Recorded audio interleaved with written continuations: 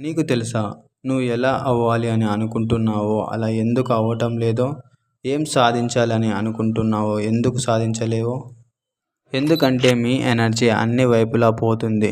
నువ్వు డబ్బు సంపాదించాలి, లవ్ కూడా చేయాలి, బాడీ పెంచాలి, జంక్ ఫుడ్ కూడా తీసుకోవాలి, మంచివాడిగా కావాలి, చెడు పనులు కూడా చేయాలి, త్వరగా నిద్ర లేవాలి, లేటుగా పడుకోవాలి, బిజినెస్ చేయాలి అండ్ జాబ్ కూడా చేయాలి.